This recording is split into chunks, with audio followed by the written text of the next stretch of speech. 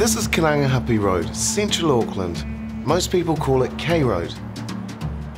It's edgy, diverse and colourful. My name is Six. For many years, K Road was my home. I was homeless. Now I write and publish the K Road Chronicle, a newspaper that gives street people their own voice. This is my round. I know it and I love it.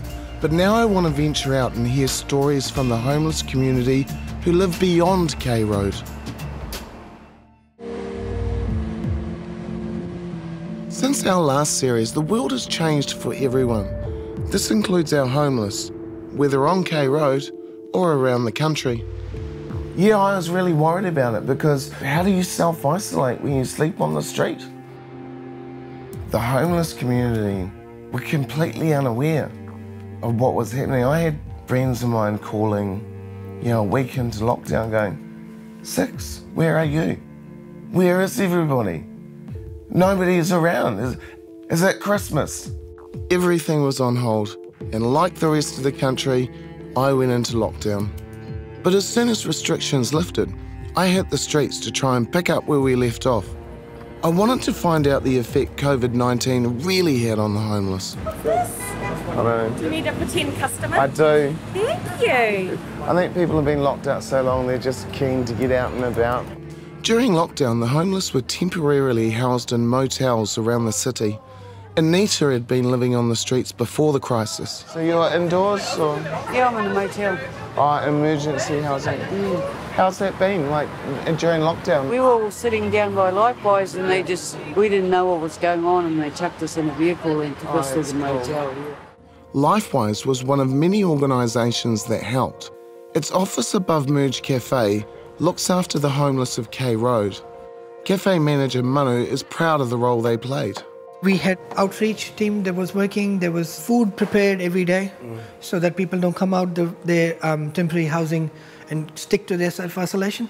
At 10 a.m. every morning, we were changing notices every day. So there was like a new notice, what's happening, and just keep them updated because it was a very... And we worked together to keep people updated. So the Chronicle website and Chronicle the does websites. an amazing job, I was pretty much ready to go with issue 14 at the K Road Chronicle just before lockdown. Put it all on hold and got funding for a new copier. All of a sudden that was in jeopardy, Everything was just up in the air, basically. We nearly lost the funding because of COVID, but fortunately because we'd got it over the line before COVID lockdown, we're good to go. Another organisation, Auckland City Mission, was key in an amazing effort to house our entire homeless community during lockdown. It was a huge task, as CEO Chris explains. We realised very quickly that we've got hundreds of people on our streets who have no family, who have nowhere to go home, who have no home, who have nobody to care for. And so what the mission does, instead of kind of closing down, we opened up like never before. What we did immediately with the support of the government was bring people into a home, into a temporary home, and that was mainly motels. Haka Lodge is one and still is operating.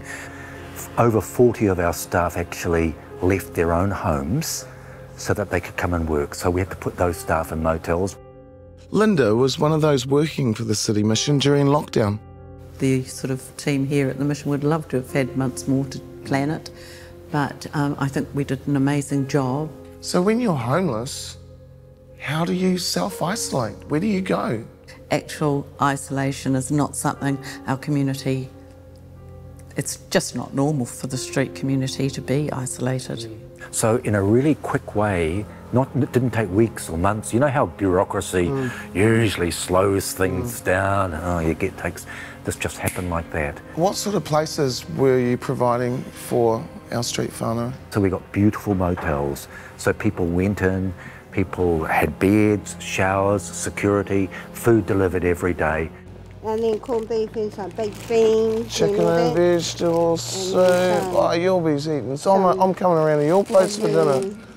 In South Auckland, this food and clothing bank had its own set of lockdown challenges. How was your lockdown? My lockdown, it was quite hard because we didn't really have much money, me and my partner, so we had to just live off food parcels mainly most of the time. For someone like Moana, this community resource, Whangārei of Caring, is an essential service, and even more so during lockdown. It was started by Debbie when she saw a need to help the homeless and hungry. We have about 130 people come through these doors every day.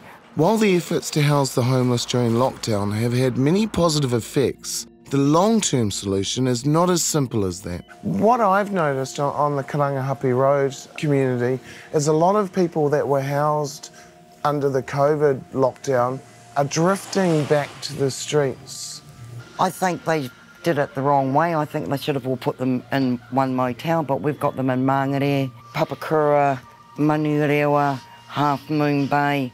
Manukau, why would you want to separate? Yeah. And now the lockdown, they've all decided to come back. People tend to focus on housing, just get people housed. But homelessness is symptomatic of a lot of issues. There's mental health issues, there's drug use. You've got to address domestic violence. You've got to empower the community. And the way to empower the community, for me, is to share our stories. The K Road Chronicle has been an amazing way to tell stories. Now, in this series, we're venturing beyond my Auckland home. As soon as lockdown was over, we went to Whangārei, where, like Auckland, the homeless had been shifted into motels. But for Matthew, this wasn't possible. He'd been living in his car with 6 dogs. They wanted everyone locked down, but I wasn't allowed 6 dogs there. And I was only allowed 1, and then they were saying, oh, just, I can put 5 of them in the pound. And I said, and then what am I going to do? They're my company and friends and family. Matthew was finally housed during COVID, but he still uses his car to drive to work and the dogs tag along. What's the state of the car like now? Oh, well, it's a dog kennel on wheels. So let's go and see the mansion. What are these buckets all about? Oh, I collect food scraps for the dogs. Is it warranted, registered? Yep. Insured? Yep. This was home for how long? Months. I got a bucket of water in here for them to drink. Yeah. No luxury spares. Yeah. Now? Show me how this all works when you're out there. Oh, well, I just put the back of the seat down. That's my bed. Oh, turn the light out. Wasn't much fun when it was very cold, you know. Finding accommodation for somebody with 6 dogs could be seen as a challenge, but not for someone like Richard. And here's the man of the hour himself, Richard. How are you? Great to meet you, finally. I've heard so many good things about you. So the difficulties arise when you've got animals. It was a bit of a challenge. When we first talked to the landlord, I let her know that there was a gentleman with a few dogs. Yeah. And she was a little bit hesitant, but what we did is we jumped into our car, right? And we put her on Zoom. And so she actually was able to talk to Matthew. And this was in lockdown, so she couldn't come up. Yeah. And she lives down about an hour or so. So this place was vacant? It was vacant, yes. Right. Yeah. Matthew met Richard at an amazing drop-in centre in Whangārei called Open Arms. During the lockdown, they continued to offer advice and feed people. Is Matthew a success? He's resilient. Yeah. He's got some resilience, and he doesn't dwell on the little stuff. The thing is, he's focusing on his family. Yeah. You know, his dogs, his animals, as his family. So, yeah. you know, if we were all like that, if we protected our family like that, then I think the world would be a cool place. I found Open Arms wonderfully inspirational. We have more stories to tell from our visit up north, as well as the South Auckland Centre and many other unexpected places. I'm constantly amazed at the work people are doing for the homeless during COVID. I asked Chris at the City Mission if things had really changed. Were there positives that came out of COVID? Did we learn things that we can take forward? Oh, more than. Some of the things that are happening, we would have dreamed happening over the next decade. How could we house so quickly hundreds of people in Auckland? How could we connect them with the system?